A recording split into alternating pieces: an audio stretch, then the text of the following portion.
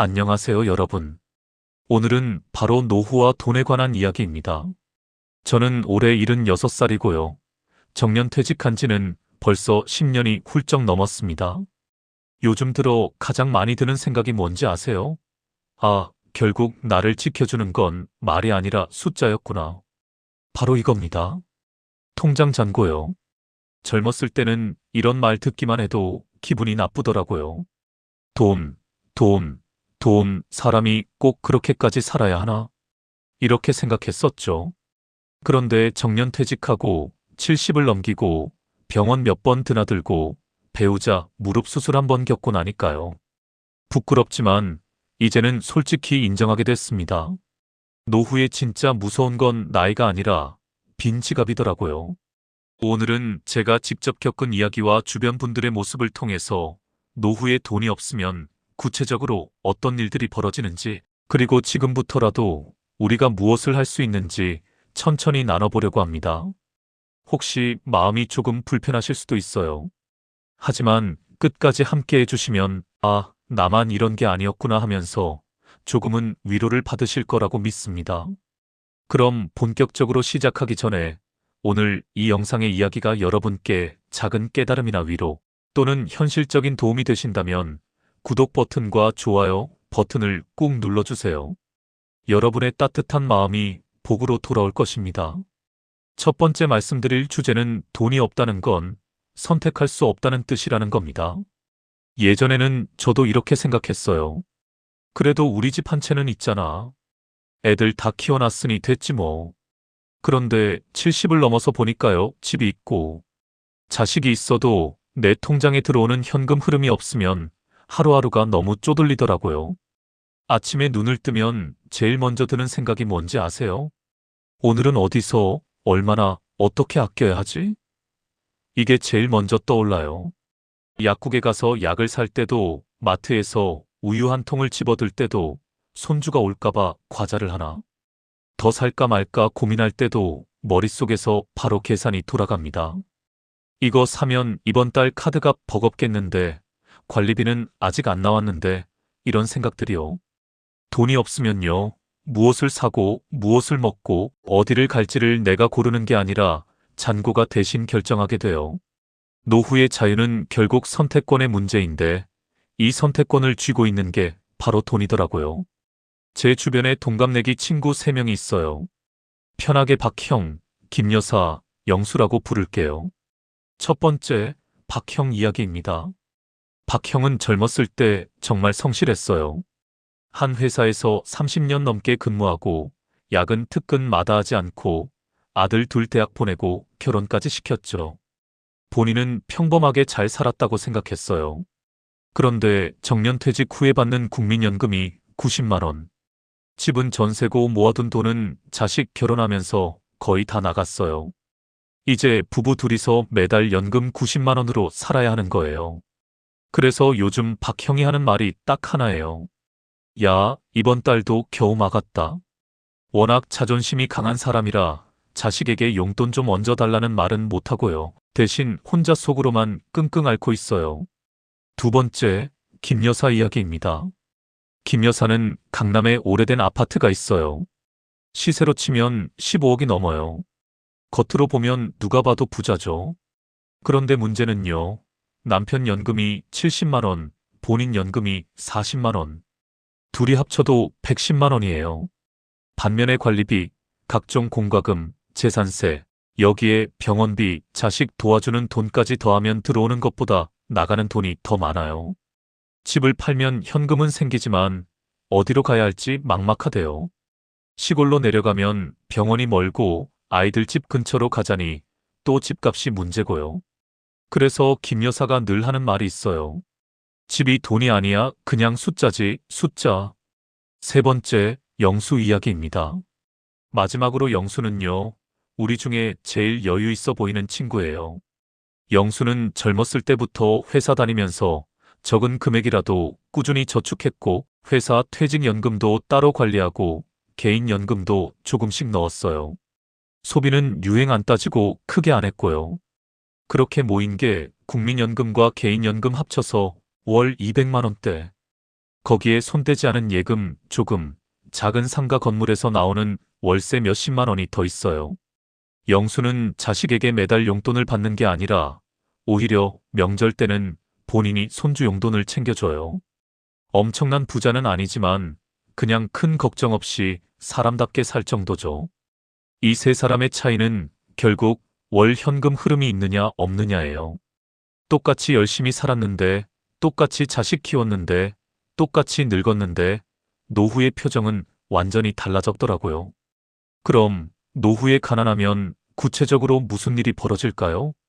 가난한 노후는 비참하다, 이런 말 너무 자극적으로 들리죠? 그래서 구체적으로 말씀드릴게요. 진짜 노후 빈곤이 어떤 건지요. 첫째, 병원 앞에서 계산기부터 두드리게 돼요. 정기검진을 권유받았는데 이번 달은 조금 빠듯한데 내년에 하지 뭐 이렇게 미루게 돼요. MRI 찍으라고 하면 이게 꼭 지금 필요합니까? 부터 묻게 되고요. 병원의 몸이 아니라 지갑을 먼저 데리고 들어가는 기분이에요. 그러다 병을 키우고 나중에 더 많은 돈을 내게 되죠. 머리로는 알지만 그 순간에는 당장 눈앞의 비용이 너무 무겁거든요. 둘째, 자식과의 관계가 미묘해져요. 돈 얘기가 자식과 섞이면 감정이 복잡해져요. 혹시 애들한테 생활비 얘기를 꺼내야 하나, 얘들도 애 키우고 집 대출 갚느라 힘들 텐데. 그래서 대부분은 말 안 하고 참아요. 참고 참다가 정말 힘들어지면 한마디 꺼내죠. 이번 달에 좀 도와줄 수 있니? 그 말을 하고 집에 돌아올 때의 기분이요. 내가 왜 이렇게 늙었나, 평생 뭐하며 살았나 스스로를 자책하게 돼요. 자식도 부담스럽고 부모도 미안하고 서로가 서로에게 짐처럼 느껴지는 순간이 찾아와요. 셋째, 친구도 서서히 줄어들어요. 젊을 땐 모이면 웃고 떠들고 술 한잔 기분 좋게 사기도 했지만 나이 들어서는 달라져요. 식당 메뉴판을 펼쳐보면서 제일 싼 건 뭐지? 눈부터 가고요. 커피를 마셔도 오늘은 그냥 편의점에서 이런 말이 나와요. 한두 번은 괜찮아요. 근데 이런 일이 계속되면 친구도 마음이 불편해지더라고요. 돈 있는 친구들은 여행 얘기, 골프 얘기를 하는데 그 자리에 앉아 있는 것 자체가 괴로워져요. 그래서 약속을 조금씩 피하게 돼요. 몸이 안 좋아서 오늘은 그냥 집에 있을게, 이렇게요. 가난은 사람을 고립시키는 힘을 가지고 있어요. 넷째, 자존심이 가장 먼저 무너져요. 가장 견디기 힘든 건 자존심이 꺾이는 순간이에요. 설에 손주에게 줄 세뱃돈이 걱정될 때 병원비를 카드로 긁어넣고 이거 다음 달에 갚을 수 있을까? 고민할 때 장 보러 갔다가 계산대 앞에서 이건 다음에 사자 하고 조용히 빼놓을 때요. 그때마다 마음 한구석이 쿡쿡 찔려요. 내가 이렇게 살려고 평생 일했나? 현실적인 얘기를 좀 해볼게요. 가장 아끼면서도 그래도 사람답게 사는 비용을 부부 기준으로 한번 계산해봤어요. 식비 50만 원, 통신비 10만 원, 교통비 10만 원, 병원과 약값 30만 원, 관리비와 공과금 20만 원, 기타 생필품과 미용, 경조사비 30만 원. 합치면 최소 150만 원이에요.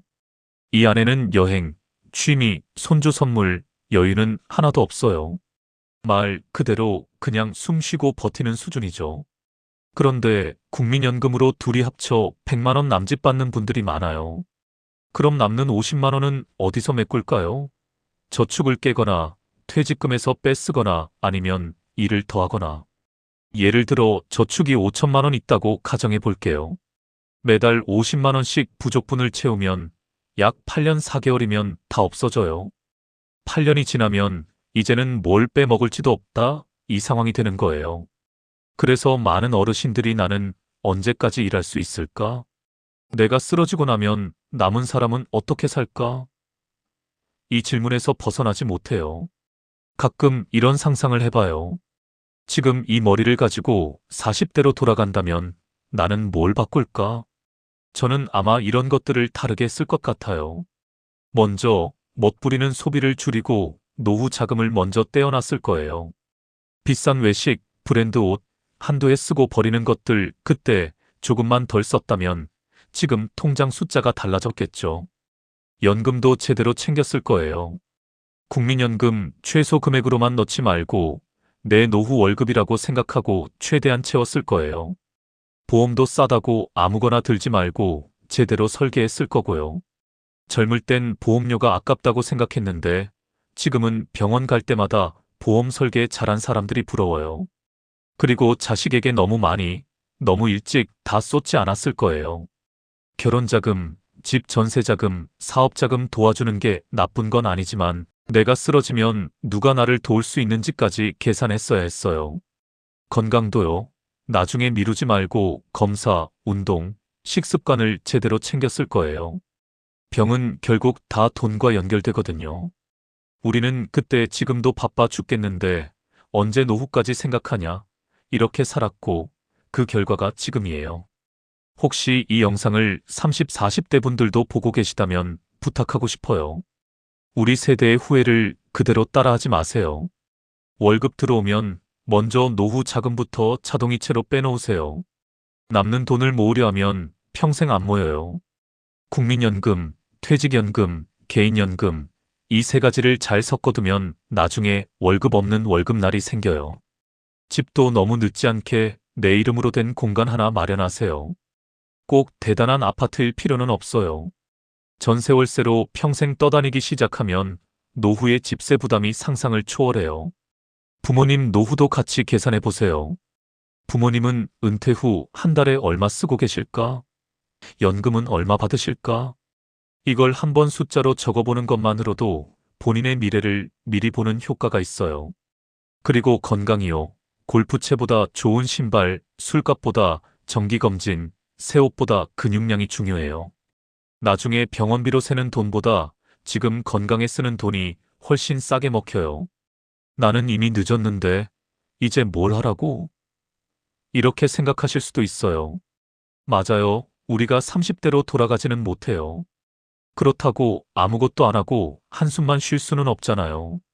지금 나이에서 할 수 있는 전략은 크게 네 가지예요. 첫째, 지출 구조를 다이어트하기. 무작정 아끼라는 말이 아니에요. 줄일 수 있는 것과 절대 건드리면 안 되는 것을 나누는 작업이에요. 불필요한 구독 서비스, 잘 안 입는 옷 계속 사는 소비, 충동적인 인터넷 쇼핑은 줄일 수 있어요. 하지만 병원비, 건강을 유지하는 최소한의 식사, 사회적 관계를 유지하기 위한 최소한의 만남은 손 떼면 안 돼요. 돈이 없다고 검진을 미루고 약을 끊고 사람을 안 만나면 나중에는 병원비와 간병비로 훨씬 더 많은 돈을 내게 돼요. 둘째, 할 수 있는 일은 끝까지 찾기. 일은 넘어도 할 수 있는 일이 생각보다 많아요. 경비, 택배 분류, 새벽 배달, 동네 마트 보조, 폐지 수거, 단기 행사 도우미 같은 것들이요. 물론 육체적으로 힘든 일도 많아요. 그래도 한 달 30만 원, 50만 원이 들어오는 것과 정말 아무 소득이 없는 것은 심리적으로도 현실적으로도 하늘과 땅 차이예요. 나이 먹은 내가 뭘 하냐? 이 생각이 들면 이미 마음이 먼저 늙는 거예요. 우리는 평생 일했던 세대잖아요. 여전히 할 수 있는 역할이 있어요. 셋째, 국가 제도, 복지 혜택 꼼꼼히 알아보기. 우리 부모 세대는 국가의 기대기를 부끄러워했어요. 하지만 지금은 시대가 달라졌어요. 기초연금, 각 지자체 어르신 지원 제도, 장기요양보험, 방문요양 서비스, 공공임대주택, 노인 일자리 사업. 이런 걸 모르면 내가 받을 수 있는 도움을 스스로 차버리는 거예요. 나는 이런 거 없어도 된다가 아니라 나는 평생 세금 내고 나라를 위해 일한 세대다. 마땅히 확인하고 누릴 건 누려야 한다. 이런 마음으로 접근하셔도 돼요. 넷째, 자존심을 조금 내려놓기. 가장 어려운 부분이에요. 특히 남자분들, 가장으로 살았던 분들일수록요. 자식에게 도움을 청하는 것, 복지관이나 주민센터에 가서 상담을 받는 것, 친구에게 나 요즘 이렇다고 솔직히 말하는 것, 이게 입에서 잘 안 나와요. 하지만 진짜 부끄러운 건 도움이 필요한데도 평생 참고만 살다 쓰러지는 거지. 필요할 때 도움을 청하는 게 부끄러운 건 아니에요. 우리는 나라가 가난하던 시절을 버티며 여기까지 끌고 온 세대예요. 도움을 받을 자격이 충분히 있어요. 노후 얘기할 때 사실 가장 무섭고도 가장 말하기 어려운 문제가 있어요. 바로 치매, 요양, 그리고 혼자 남는 것이요.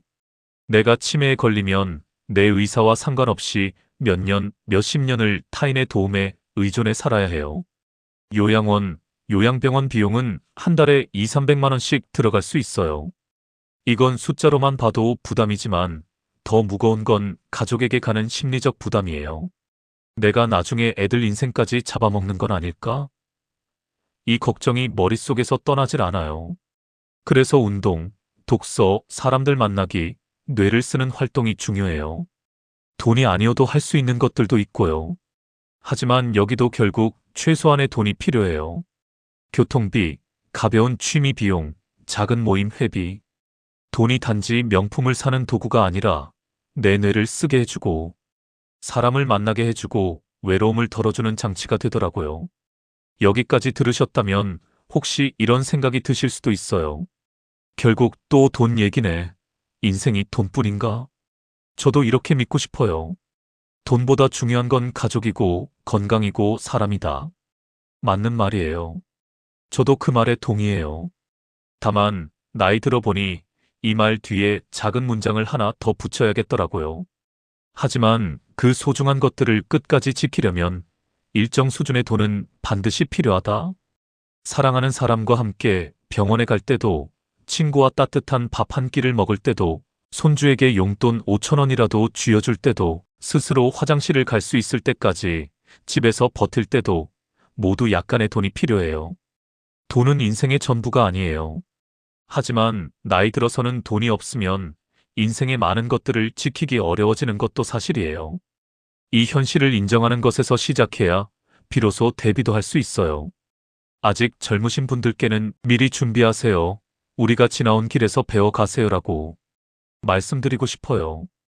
이미 6, 70대를 지나고 계신 분들께는 지금이라도 늦지 않았습니다. 완벽한 대비는 못해도 조금 덜 힘든 노후는 우리가 직접 만들어갈 수 있습니다라고 말씀드리고 싶어요. 그리고 꼭 기억하셨으면 하는 말이 있어요. 우리는 모두 생각보다 훨씬 잘 버텨온 세대입니다.